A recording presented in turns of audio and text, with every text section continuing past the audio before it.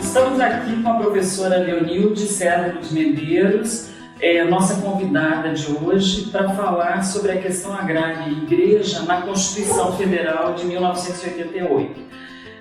Dando continuidade à série de entrevistas, né? Fé em Busca de Direitos, 35 anos da Constituição de 1988.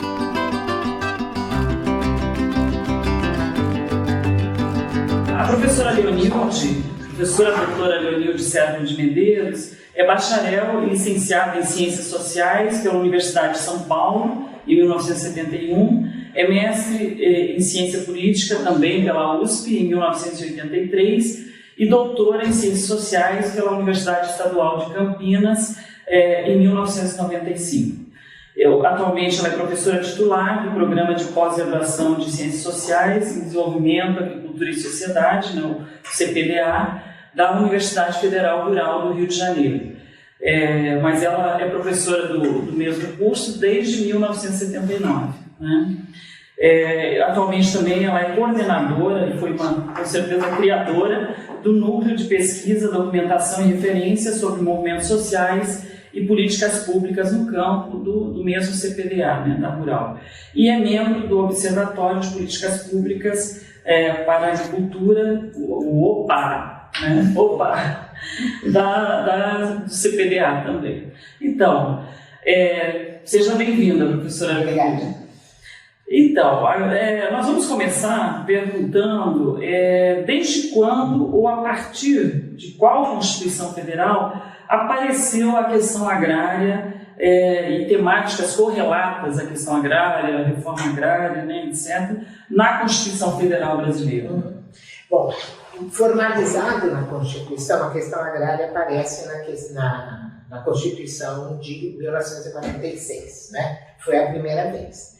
Mas eu acho que é importante a gente recuar um pouco e pensar como é que o tema da terra, da propriedade da terra, né, funcionou no período que antecede a Constituição e como é que ela aparece, né, nessa Constituição. Então, acho que a gente tem que partir do período colonial, onde havia o regime de Sesmarias, em que a concessão de terra dependia de um compromisso de aproveitamento dessa terra. Caso a terra não fosse aproveitada, caso o seu esmero não viesse, ou desaparecesse, ou abandonasse, a terra voltava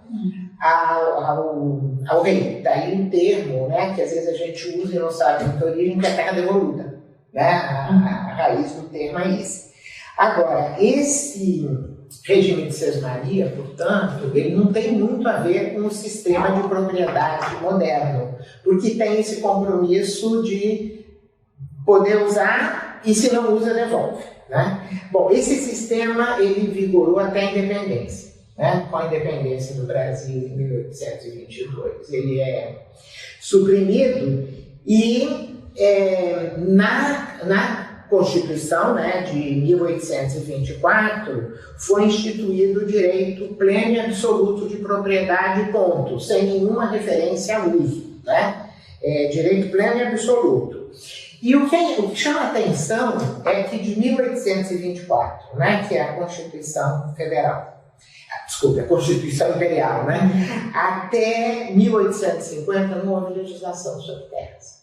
Ficou um vazio jurídico em termos de terra, e aí havia uma apropriação sem controle, né? Principalmente pela posse, no termo, né? Dos colonizadores. Então vai se apropriando das terras, né? Obviamente terras com gente, né? Terras onde havia populações indígenas, né?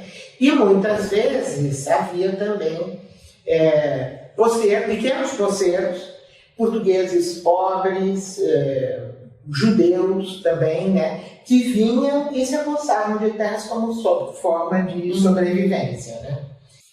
Léo, agora a gente poderia partir para a questão da Constituinte propriamente dita de 1988, né? Okay. Tudo que é anterior ao estabelecimento da Assembleia Nacional Constituinte de 1986, né, congresso específico, né, a eleição específica tendo em vista a Constituição de 88. Então, a gente gostaria que você nos falasse se todas as articulações, historiar um pouco isso, as articulações anteriores à instalação da Assembleia Constituinte, com vistas a ter uma presença maior, garantir que na Constituição que estava em elaboração se assegurasse uma maior presença da questão agrária, né?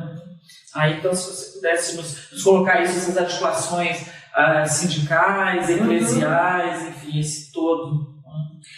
Bem, os anos que antecedem a Constituinte, né? A Constituinte, ela começa a se articular em 86, né? Mas os anos que antecedem foram anos em que as questões agrárias voltam com muita força na cena pública.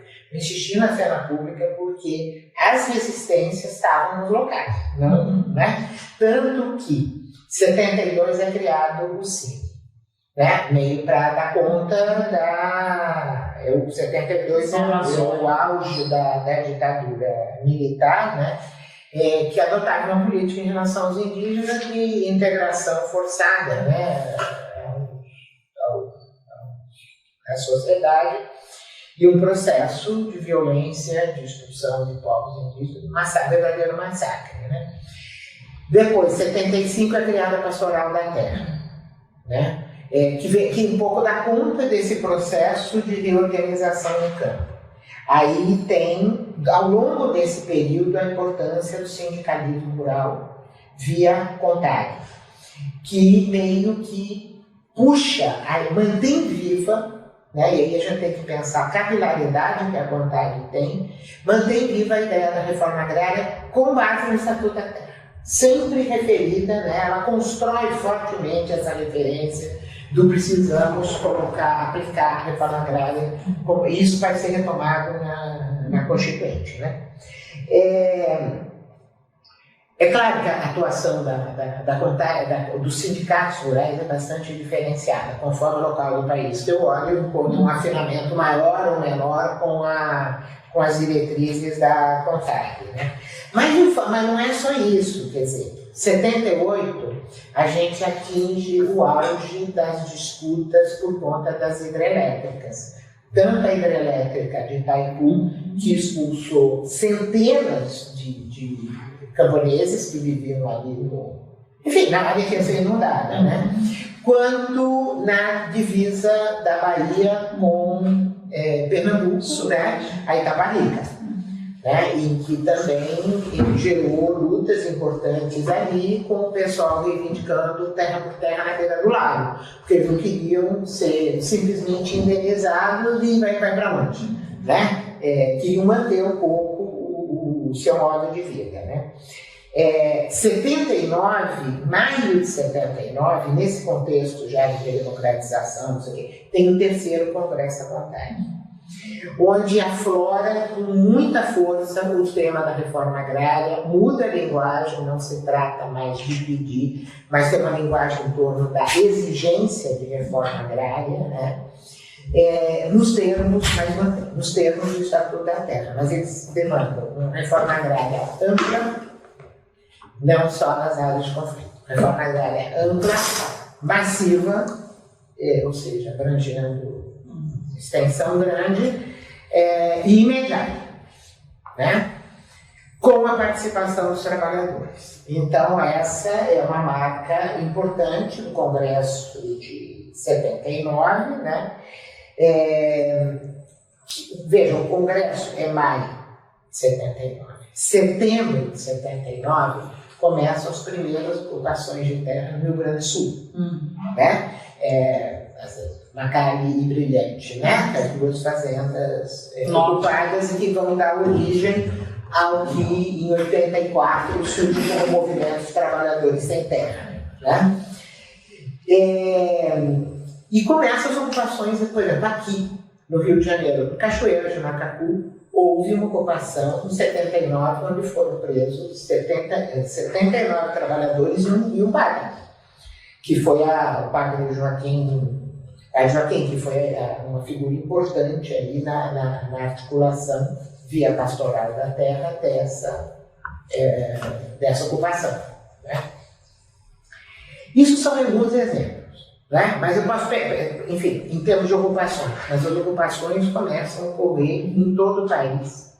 No Sul, principalmente com muito apoio da Igreja Católica, a resistência de Itaipu teve o papel fundamental do bispo luterano, o Werner Fuchs, né? Teve um papel chave e se articula também com a pastoral católica, e as pastorais são juntas, né? E começa a aparecer com muita força o papel dos luteranos, né? da Igreja de Confissão Luterana do Brasil, né? Começa a aparecer muito fortemente. E, por outro lado, né, nas regiões novas, né, de ocupações mais recentes, os conflitos por terra proliferam, principalmente no Pará, né? A Vera falou de Conceição do Araguaia, a Conceição ali foi um polo, né? Redenção. Isso, uma área gigante ali, que eram justamente essas áreas de encontro das grandes empresas com as populações locais e com essas populações que vinham de diferentes pontos do país em busca de terra, né? E também, esse é o momento, esse iniciozinho dos anos 80, é o momento em que aparece com muita força publicamente o movimento dos seringueiros, né? Que é contra o desmatamento. Eles começam a fazer os empates, né? Que eram grandes mobilizações e umas famílias inteiras para impedir que os tratores desmatassem áreas, né? Então era uma estratégia de ação coletiva, botava mulher e criança na frente, né? Como uma forma de meio desafiadora, né? O que eles vão fazer? Vão passar o trator em cima de crianças e mulheres, né? Até porque era trator e correntão. E correntão. Os tratores puxavam o correntão. A corrente ia trazendo uma máquina. Então, essa mobilização chamada de empates, né? Ela empate no sentido de empatar de bloquear o desmatamento, né? Elas ganharam muita força e ganharam visibilidade muito grande, né? Porque uma das principais lideranças do empate, que era o dirigente sindical do brasileiro, foi assassinado em 80. Né? Ele foi assassinado na sede do sindicato. Nesse momento, lá no Acre, estava o Lula e o Jacob Ittak para processos lá de construção do PT. Estavam em Rio Branco. Aí eles foram para o ato público, né, que foi feito em Brasileia, e foram enquadrados, foi enquadrado o Lula, o Ittak e o Zé Francisco da Silva, que era o presidente da Condade, na Lei de Segurança Nacional, porque estavam protestando contra o assassinato de uma liderança. Né? Então isso jogou a questão para as manchetes dos grandes jornais, né? Quer dizer, porque é um desafio tirar essas questões locais dos seus locais e trazer, né, para os lugares onde se faz política, né? São Paulo, Rio, Brasília, né? Da visibilidade, né? Bom, então, eu acho que esse momento foi um momento importante no sentido de fazer aflorar a questão agrária com as suas faces antigas e com as novas questões, que é essa, por exemplo, do desmatamento, né? E das áreas novas, dos colonos que estão voltando e coisas assim. E nesse contexto finda o regime militar, né? Começa o governo chamado da Nova República, começa o governo Sarney e começa com uma proposta de Plano Nacional de Reforma Agrária, né? Que é lançada no 5º Congresso da CONTAG, que foi em maio de 85. Né? Tudo muito simbólico, né? Muito cheio de simbolismo, e essa proposta de plano ela é muito criticada, mas ela, de alguma maneira, ela radicaliza a proposta de Estatuto da Terra. Aliás, o presidente, isso é uma menção importante, o presidente do INCRA era o José Gomes da Silva, que tinha sido um dos elaboradores do Estatuto da Terra, que tinha apoiado, portanto, o regime militar, né, e que se desencantou com o fato do regime militar não ter impulsionado a reforma agrária, e criou uma Associação Brasileira de Reforma Agrária, já em 67, que começou a publicar um boletim que denunciava as violências no campo, as ocorrências, né? Um boletimzinho mesmo, grampeado. Então é de 67. Que é 67, né? E começou a fazer um boletimzinho, o boletim começou a ser publicado acho que em 71. É um boletimzinho grampeado, né? Isso aqui. Mimeógrafo. Grampeadinho, né? Mas que era um canal de comunicação, né? Que trazia as notícias dos lugares os mais distanciados e denunciava, né? Muito do que estava ocorrendo no campo, né? Bom, então o fato do Zé Gomes estar no INCRA, né, é muito significativo. Além disso, são puxados para as diretorias do INCRA, diretorias-chave do INCRA, ou assessores da CONTAG, como é o caso do Moacir Palmeira, que é professor da pós-graduação em Antropologia Social aí no Museu Nacional, que tinha muita pesquisa em Pernambuco e que, de repente, suspendeu o contrato dele da universidade e ficou um tempo integral, dedicação exclusiva na assessoria do movimento sindical. O José Gomes da Silva, que a falou, presidente do INCRA, é o pai do José Graziano da Silva, que foi o representante do Brasil na FAO, mais recentemente, professor da Unicamp, da economia da Unicamp. Isso.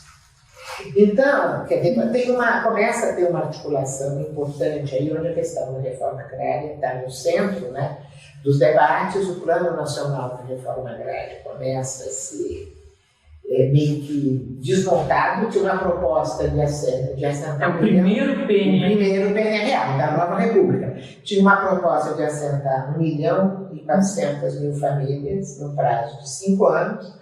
Foram assentadas no governo Sarney quase 90 mil. A diferença de números mostra um pouco que a oposição a qualquer medida de reforma agrária continuava muito forte, né? Só que a agricultura também tinha mudado, né? Aí não estava mais em discussão a questão, embora muitas vezes se falasse na questão da agricultura atrasada, latifúndio, etc. Mas o que emergia era essa agricultura modernizada, isso que a gente já poderia, nesse momento, chamar de agronegócio, né? Uma agricultura altamente tecnológica que se tornou um modelo de tecnologia na agricultura com apoio do Estado, né? Crédito fácil e barato, pesquisa. A Embrapa foi criada em 72, foi instrumento-chave dessa modernização, né? Por exemplo, como é que a soja foi parar no Cerrado? Né? Que milagre se fez para tornar a soja, os cultivares de soja adaptados.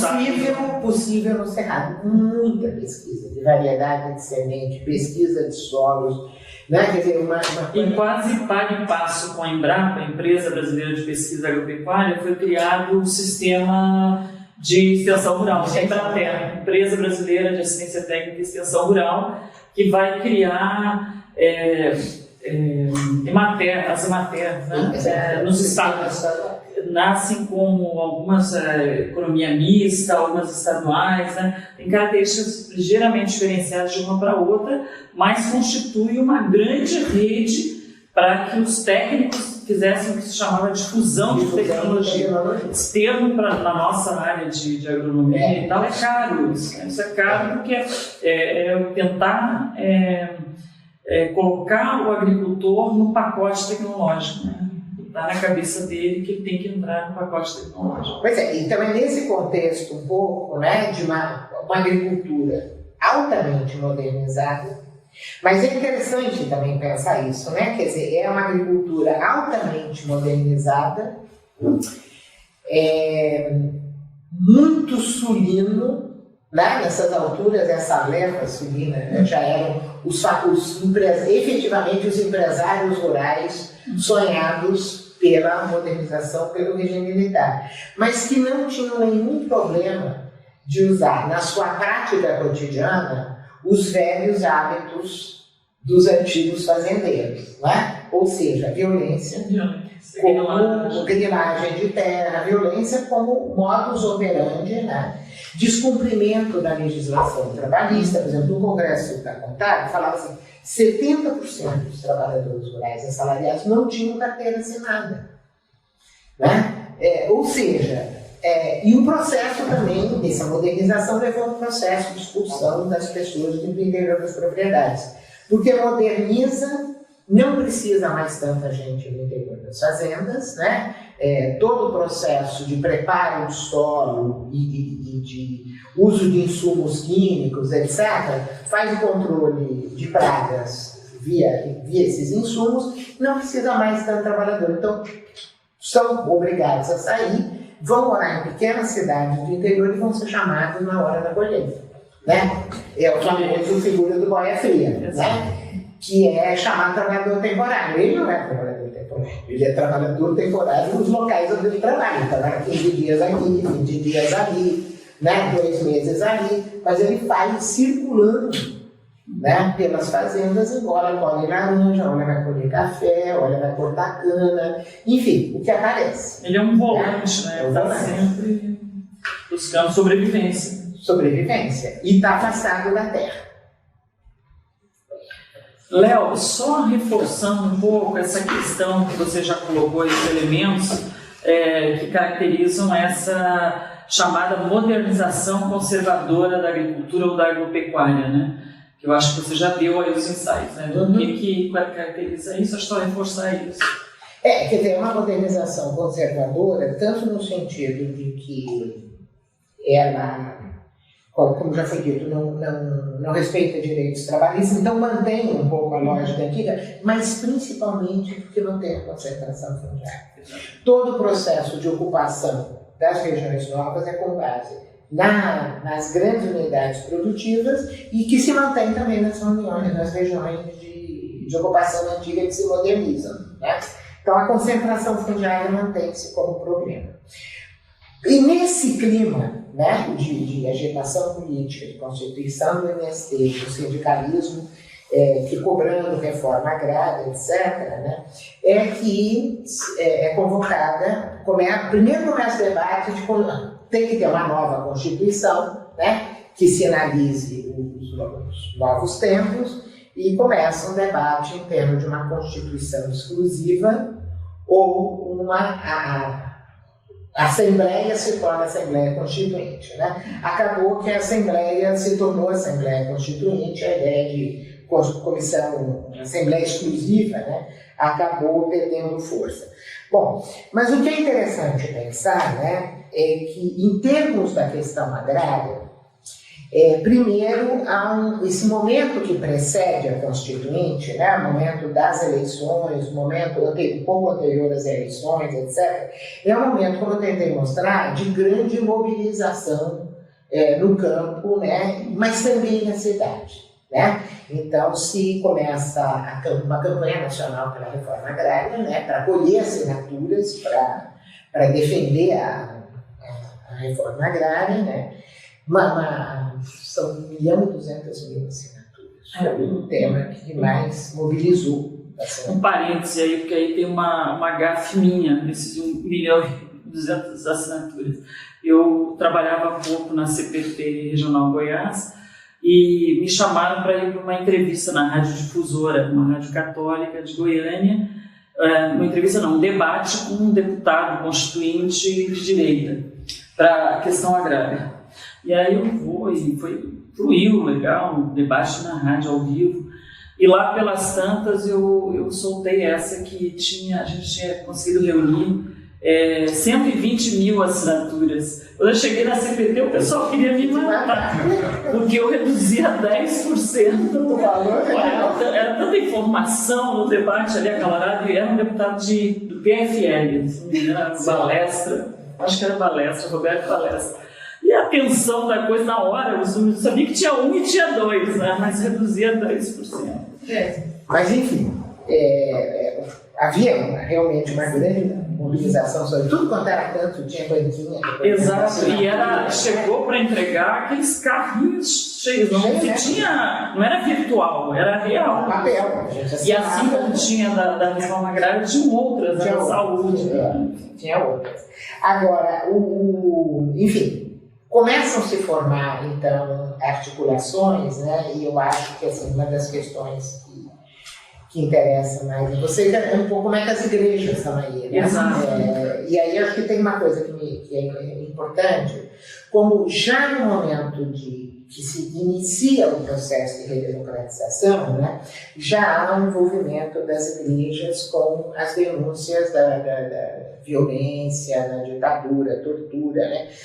Só para lembrar, né, o reverendo James Wright teve um papel importante na criação do Brasil Nunca Mais, né, que recolheu um conjunto de processos aí da ditadura, né, onde também teve um papel importante todo um grupo ligado ao Dom Evaristo Arnes, né, de São Paulo, que envolvia intelectuais e muitos advogados, né, que tiveram importância aí nesse debate da Constituinte. Estava o Prêmio Arruda de Sampaio, o Dalari, o Hélio Bicudo, o Grinaldi, né, o Fábio Comparato, o Zé Carlos Dias, enfim, tinha uma articulação aí muito importante desses grupos de advogados, né, com segmentos da igreja, e que isso foi importante um pouco também para impulsionar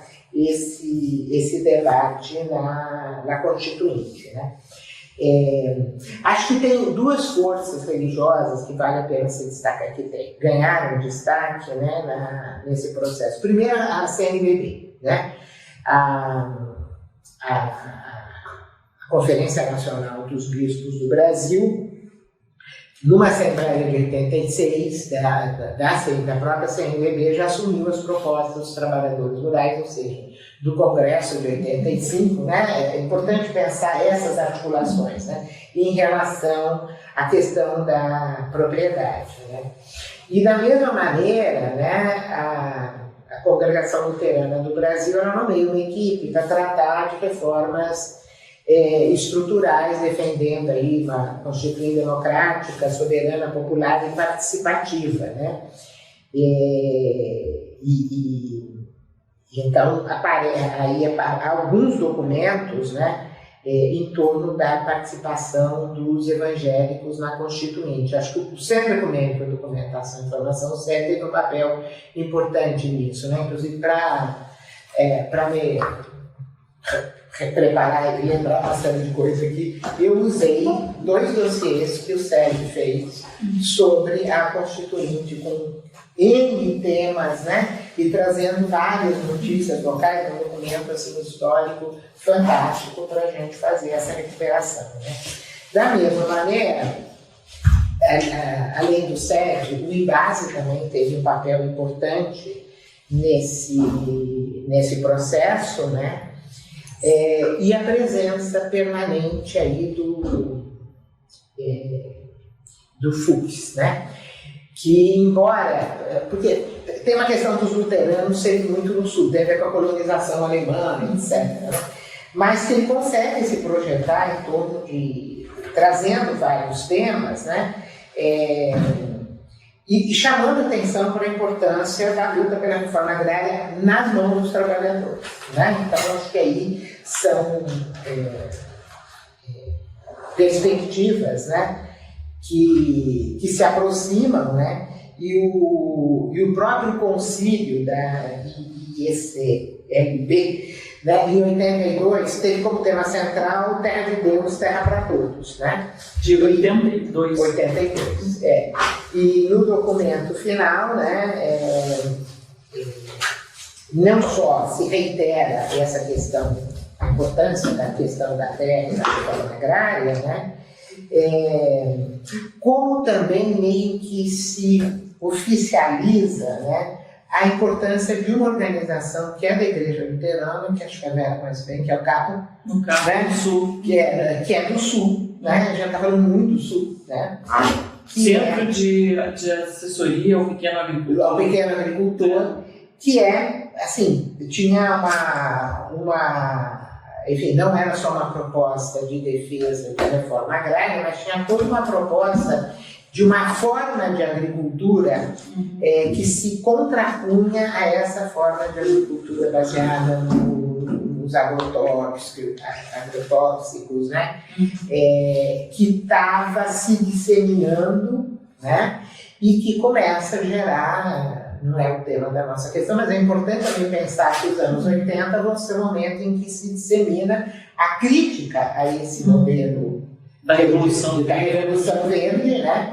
E que se começa a falar em agricultura alternativa. São vários tipos, né? Vários tipos, várias formas dessa agricultura, e acho que o CAPA teve um papel interessante, né? E importante no sentido de disseminar essas ideias de um novo modelo de agricultura que vai dar depois a agricultura agroecológica, né? Ele perde esse vínculo com o CAPA, mas ele está ali na raiz disso, né? Bom, no processo constituinte propriamente, né, os evangélicos, acho que tinha, se não me engano, são 33 deputados, né? Mas na verdade isso não quer dizer muita coisa, porque a postura deles era muito diferenciada, a filiação partidária completamente diferenciada, né? Os que se destacaram pelo apoio às causas sociais, né, são os que vocês estão entrevistando nessa roda, né? A Benedita e o Lisânias Maciel, né, que infelizmente, enfim, vai ser a família dele, né? Os filhos entrevistados, né? Mas enfim, por outro lado, é nessa constituinte que começa a se articular o que depois ia se chamar uma bancada evangélica, né? Articulando vários grupos, desde os protestantes históricos até os protestantes das igrejas pentecostais, né? Que enfim, são diferentes posturas, acho que não vale a pena, enfim, não precisamos entrar nisso, né? Mas o importante é que houve a adesão dos evangélicos na Constituinte, enquanto deputados, à questão agrária e as questões sociais mais amplas foi muito limitada, né? Foram muito poucos. Aqui você marcou bem, né, o engajamento da CNBB e aí o seu braço da terra, a Comissão Pastoral da Terra, com certeza. E o próprio Cine, com certeza. E o Cine, que tiveram exatamente. Um papel absolutamente central, né? Porque do ponto de vista, entrando já na Constituição, né, do ponto de vista da questão agrária, né, a Constituição de 88 criou outra armadilha, né? Ela tem um avanço muito grande, que é trazer a questão da reforma agrária para os termos constitucionais, para dentro da Constituição, né? A Constituição tem um capítulo que é da política agrícola e fundiária e da reforma agrária, né? Isso é chave. E mantém-se a ideia, né, de que compete à União se apropriar por interesses sociais para fins de reforma agrária o imóvel rural que não esteja cumprindo sua função social, e puxa do Estatuto da Terra o que é a função social. Mantém a ideia de que a propriedade vai ser desapropriada paga com títulos da dívida pública, né? As benfeitorias pagas em dinheiro, né? E a ideia de que, enfim, a função social é cumprida quando a propriedade atende simultaneamente os seguintes quesitos: o aproveitamento racional e adequado, a utilização adequada dos recursos naturais disponíveis e preservação do meio ambiente, a observância das disposições que regulam as relações de trabalho e a exploração que favoreça o bem-estar dos proprietários e dos trabalhadores. Né? O Estatuto da Terra, praticamente copiado. Porém, né, na Constituinte, né, a articulação dos proprietários fundiários foi muito forte. Né? Eles sempre tiveram um papel-chave ali nas diferentes legislaturas. Né? Só que, pensando no anúncio de um Plano Nacional de Reforma Agrária em 85, que estava vigindo, né, na época dos debates constituintes, era ainda uma promessa nesse momento, né? Mas tinha lá a promessa de uma reforma agrária.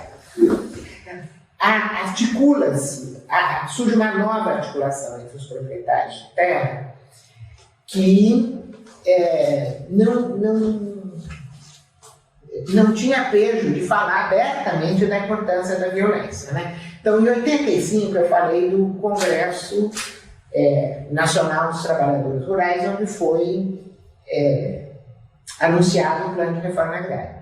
Em 86, no próprio 85, 2 meses depois desse congresso, nesse contexto em que as ocupações de terra estavam crescendo e os acampamentos, um segmento importante dos proprietários rurais fazem um acampamento em Brasília.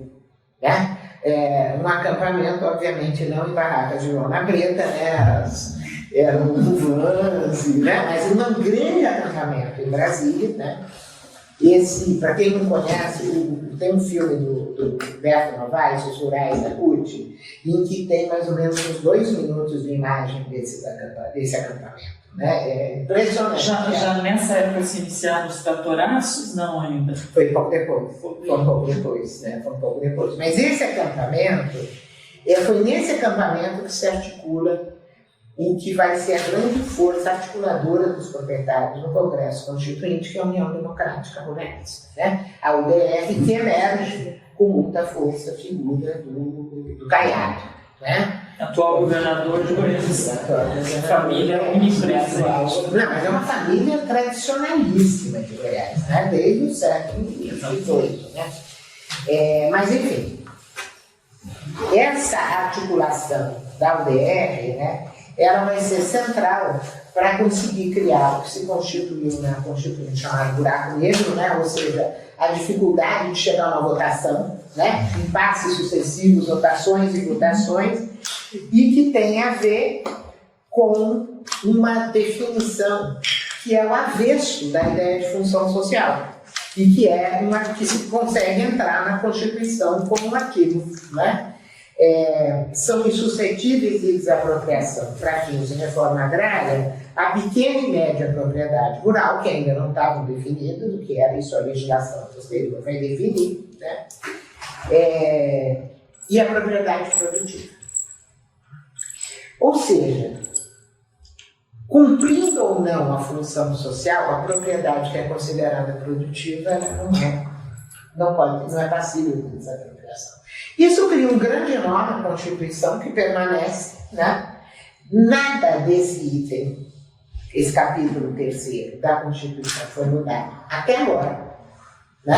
A gente pega lá aquela versão digital da Constituição, onde aparece tudo grifadinho. Esse é um trecho absolutamente limpo da Constituição. Por conta da correlação de forças do Congresso naquele momento. Né? Mas é interessante pensar que essa correlação de forças ela se manteve pós-Congresso, porque não houve nenhuma mudança.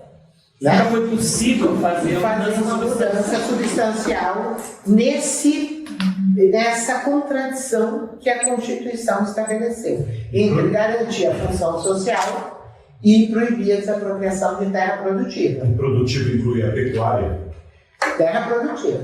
Aí você tem isso. Aí você entra na armadilha, né, que se desdobra disso, do que é produtivo. Né? Então, vão se calcular isso no desdobramento. Né? E a legislação que regula a Constituição, a legislação de 93, que regula a Constituição, Constituição em relação à questão agrária. Né? Nesse período, Léo, também já trabalhando na CPT, eu lembro que eu fui fazer um curso, o INCRA deu um curso para os técnicos que precisavam se preparar para enfrentar isso, a questão da reforma agrária, né?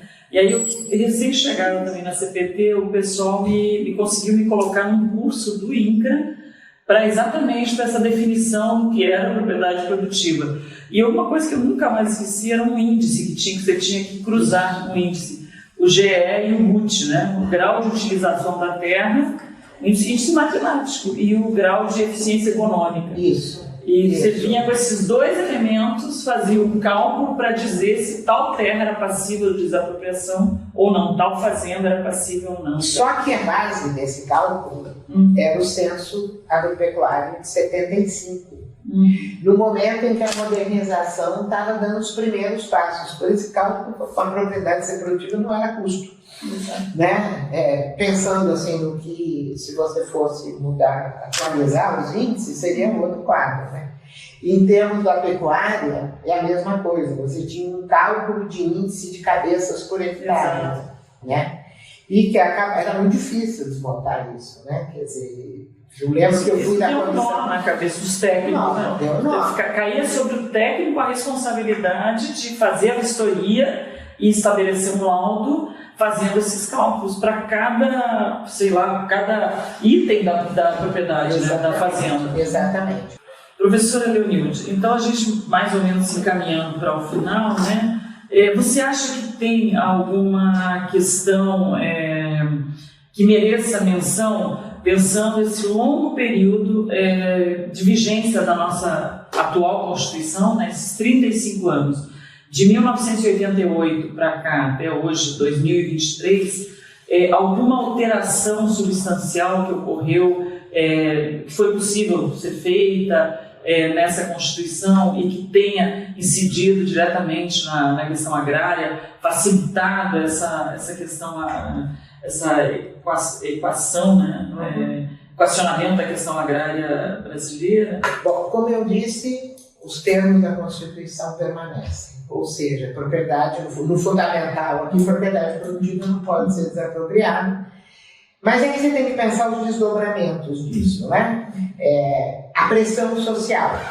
Em havendo a Constituição, a pressão social não parou. Então, você pensa, os acampamentos e as ocupações se multiplicaram. Né? Tanto que, entre os governos Fernando, o primeiro governo Lula, em torno de 1 milhão de famílias foram assentadas. Como? Né? Usando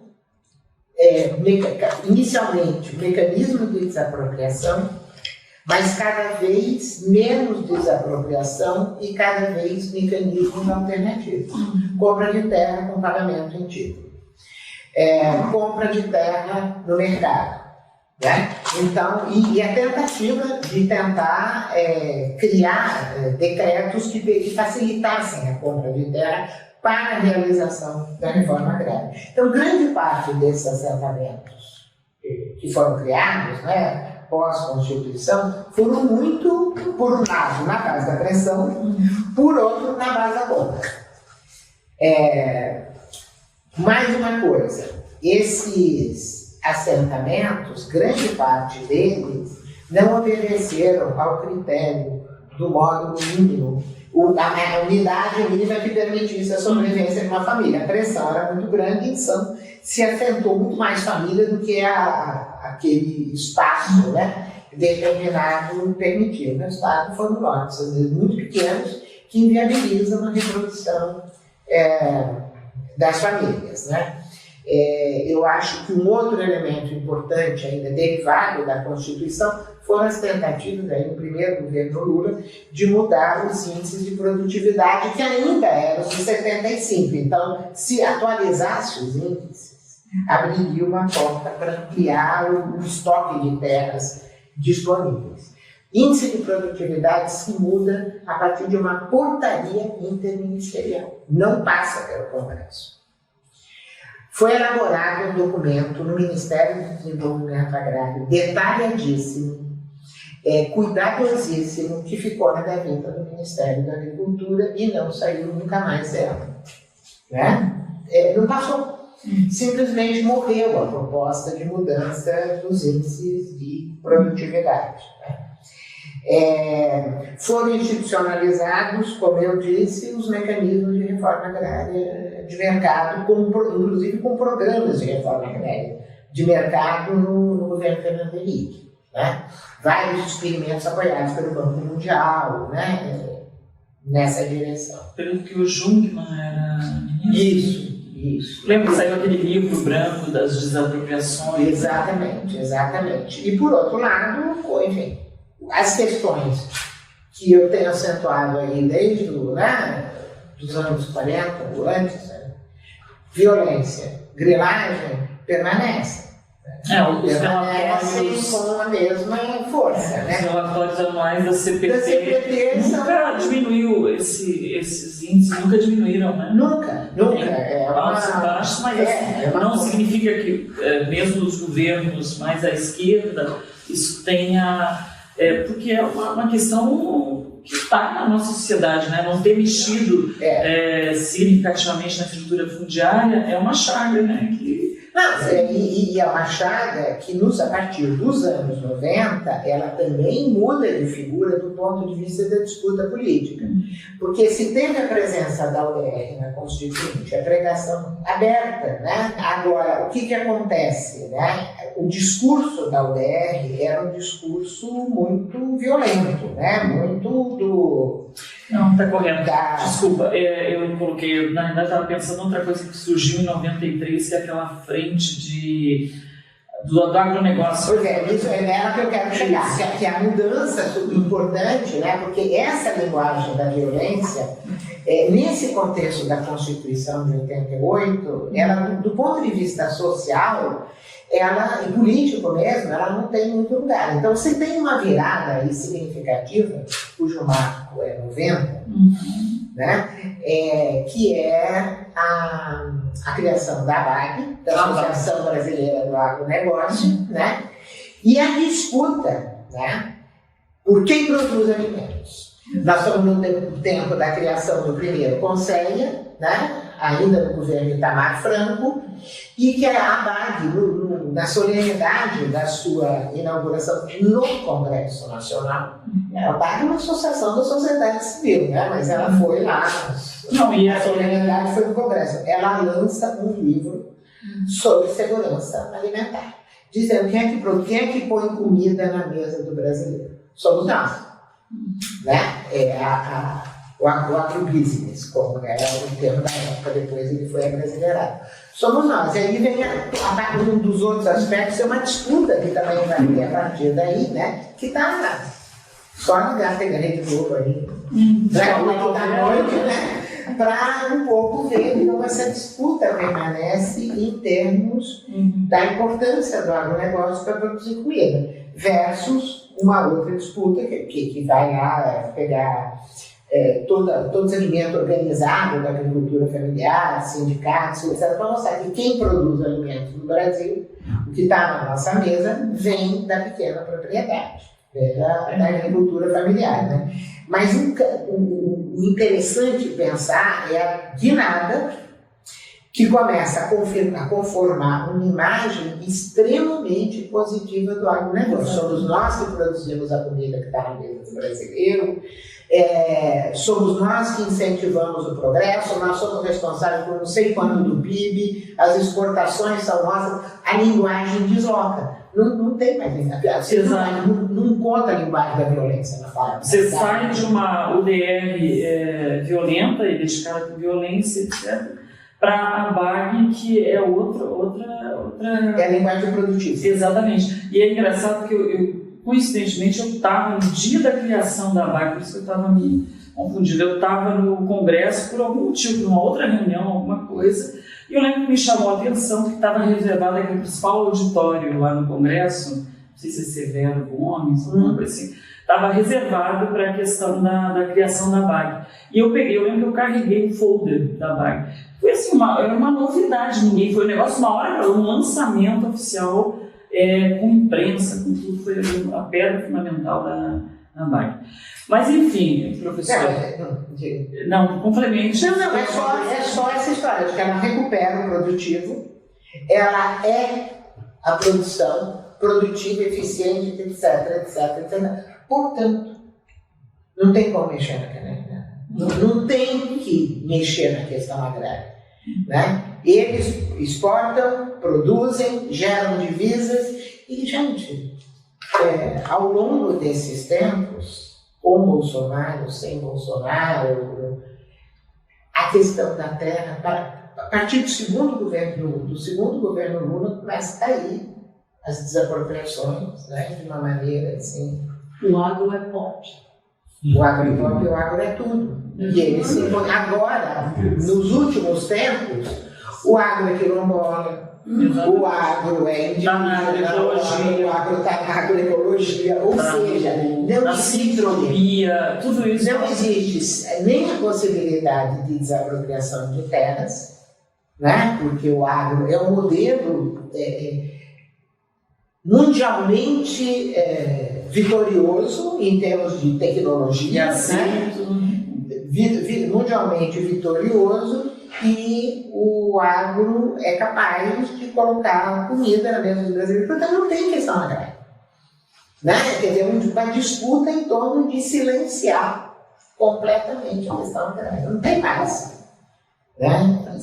E enfim, continua. A gente poderia agora abrir para questões, né, que vocês queiram fazer. Quem se propõe? Eu sou padre Domingos, da Igreja Católica, em São João de Meriti e Duque de Caxias. E tenho, assim, no passado, um trabalho conjunto com a Igreja Metodista na área rural, relacionada também à questão agrária. Então, a pergunta que eu quero fazer não é adequada para a senhora, é mais adequada para uma pastora, ou para uma leiga da Igreja Católica, para uma teóloga, mas é bom a gente ouvir alguém de fora. Para nós, um conceito bonito é Jesus como homem novo e protótipo de uma humanidade nova, de uma postura nova diante do mundo, né? Então, eu queria perguntar à senhora se ainda há necessidade de as igrejas produzirem, a palavra não é muito boa não, né? Mas gerarem, germinarem homens e mulheres com uma postura, uma certa sensibilidade para a questão agrária e que tenham uma postura favorável aos despossuídos, aos índios. Não, eu não tenho a menor dúvida a respeito. Né? Assim, pensando historicamente a importância que teve nos anos 70 essa releitura da Bíblia, né? Que foi um instrumento fundamental de construção de uma nova concepção de mundo, né? Que, enfim, ela é uma concepção que nasce no dia a dia das pessoas, né? É uma questão que tem que ter a adesão das pessoas, não é uma questão de bandeira de partido, de bandeira de organização, ela tem que estar mesmo mergulhada no cotidiano. Eu acho que as igrejas têm um papel absolutamente central, né? Nessa difusão de novas concepções, no caso da Igreja Católica, disputando o terreno entre as suas próprias correntes, inclusive, né? Eu acho isso extremamente importante e mais do que nunca necessário, porque eu acho que se a gente for pensar a situação da questão agrária hoje, né, em que a gente tem, você falou de São João do Meriti e Duque de Caxias, são exemplos aí da periferia metropolitana, né, onde tem um processo de urbanização intenso, de violência intenso, que tem a ver com todo esse processo, né, de expropriação, de ruptura de modos de vida. A gente pode pensar isso na Baixada, mas a gente pode pensar isso no Brasil inteiro, né? Então, eu acho que mais do que nunca isso é absolutamente fundamental. E acho que as igrejas têm realmente um papel central, porque eu acho que é uma disputa que está se fazendo também entre concepções de mundo, entre igrejas distintas, né? Então, acho que é um outro campo de disputa política. Eu sou Magali Cunha, sou integrante do coletivo Memória Utopia, e gostaria de ouvir um pouco mais sobre o papel do Movimento Sem Terra, do MST, neste processo que antecedeu a Constituinte, na Constituinte e agora. Eu sei que é uma pergunta longa, é um período longo, mas se a gente puder ter assim uma ideia geral, vai ser muito importante.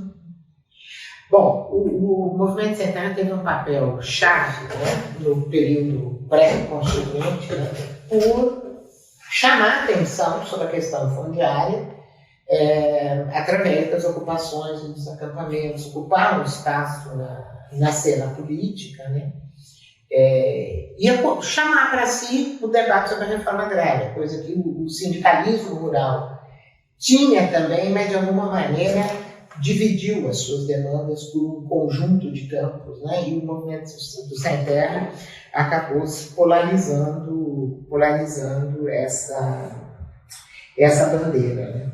Bom, foi fundamental, né, em termos de sensibilizar a sociedade para a questão agrária e de provocar a realização de um conjunto de assentamentos. E quando eu penso na Constituinte, embora o envolvimento das lideranças do Sem Terra na pressão da Constituinte não tenha sido uma coisa que chamasse muito a atenção, né? Porque havia uma certa... o próprio processo de convocação da Constituinte foi muito polêmico, né?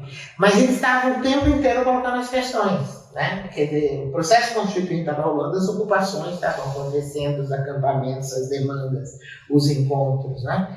Então, eu acho que ele foi fundamental para que a reforma agrária apresentasse essa configuração, mas não o suficiente para impedir a tal barreira do produtivo, né, que eu já mencionei. Agora, quando eu penso no desdobramento da Constituinte, né, a gente pensar nesse em torno, os números são objeto de disputa, mas em torno de 1 milhão de famílias assentadas, né, uma parte substancial delas tem a ver com as lutas do MST, né? Tem a ver com essa continuidade de acampamentos e ocupações. E aí entram as contradições, né, desse processo. Porque é o seguinte, ninguém fica num acampamento por anos, né? O acampamento está relacionado à possibilidade de obter terra, né? As famílias não se seguram, né? Anos acampadas. Então, quando se reduzem as possibilidades de desapropriação, os acampamentos perdem também o fogo, que é um pouco o cenário que nós estamos tendo, né? Eu acho que o cenário atual com o CPI do MST, né, instalada é bem indicativo. Só lembrando que teve uma CPI em 2003 ou 2004, se não me engano, outra em 2009, né, colocando as mesmas questões. Quem é que financia o MST? Como é que faz isso, né? Qual é o sentido das ocupações, as ONGs e o MST? O que mostra o quanto o MST incomoda. Entende? Enquanto a prática do MST incomoda no sentido de que ela está repautando a todo momento a questão da reforma agrária, né? Então, acho que o papel é central, né? E agora, por exemplo, no governo Lula, um anúncio de ocupação de terra na Bahia já resultou numa CPI, que é um instrumento congressual de intimidação, né? É um instrumento que o Congresso tem para intimidar. Enfim, que é o caminho, né, que está sendo usado. Sem dúvida, o papel central. Professora Leonilde, eu sou Mônica Souza, também participante do coletivo Memória Utopia. E pensando no que a senhora nos apresentou hoje sobre a questão agrária, eu penso que a Constituição de 88, na questão agrária, ela não foi um divisor de águas, né? Então, continuamos com as desigualdades, continuamos com as injustiças e com uma violência premente. Que caminhos a senhora aponta aí para que a gente possa efetivamente ter uma outra condução na questão agrária no Brasil? Há caminhos agora, a partir dessa nossa realidade que a gente está vivendo, do agronegócio potencialmente com um discurso, né, de marketing tão potente, né, e que abarca a sociedade como um todo, nunca a gente viu isso, né? Sim. Então, que caminhos a senhora aponta? Eu acho que os caminhos estão sendo delineados, assim, passo a passo, digamos, né? Eu acho que a própria dinâmica dos movimentos sociais, né, movimentos sociais rurais, está levando a um delineamento e um aprofundamento da crítica ao modelo produtivo, né? O que era um debate pontual, residual sobre agricultura alternativa, virou um movimento robusto em termos da defesa da agroecologia, que é o oposto do agronegócio. Você pode ter um agronegócio orgânico, como tem, né? Assim, tipo Native, né? É uma possibilidade. Agora, um agronegócio agroecológico não tem como, né? Justamente pela natureza do que é essa proposta, que tem a ver com um conhecimento profundo local, não tem a ver com monoculturas massivas e coisas desse tipo. Então, eu acho que isso anuncia possibilidades. Como eu também acho que nós estamos vivendo uma situação cada vez mais discutida, que não é nossa, é internacional, de uma crise climática brutal. Então, vem cá, como é que faz esse avanço constante do agronegócio, essa destruição da diversidade, etc.? É impossível conciliar essas coisas. Então, eu acho que essa questão está sendo uma questão que está se impondo e que está nos fazendo, nós, não aqui no Brasil, na esfera internacional, em todos os lugares, está nos fazendo repensar a questão do que é o produtivo. Desde os anos, sei lá, 30, desde os anos do século XIX, a lógica é produtiva, né? Tem que produzir, tem que buscar tecnologias para produzir. Criar condições de aumentar a produção de qualquer maneira. Desse ponto de vista, no caso do Brasil, enfim, sucesso absoluto. Nós temos uma agricultura altamente produtiva. Agora, olha o reverso da moeda e você vai ver o custo ambiental, social, político desse modelo. Né? E isso está sendo questionado não só em escala local, mas também em escala internacional. O grande debate hoje é o debate em torno do clima, do desmatamento, da necessidade de reflorestar, de recriar condições. Né? E aí, o que se fala? Quer dizer, você derruba uma floresta, uma parte importante de uma floresta em um mês, você não recria isso em um mês. Você precisa, né, de uma política de médio prazo, que é um impasse, que não é mais um impasse local, é um impasse mundial e, enfim, coloca em questão a própria sobrevivência da humanidade, né? A não ser para os negacionistas absolutos, né? Mas eu acho que esse debate está crescendo. Nós estamos falando aqui, mas Brasília está acontecendo a Marcha das Margaridas, entende? São milhares de mulheres que estão lá defendendo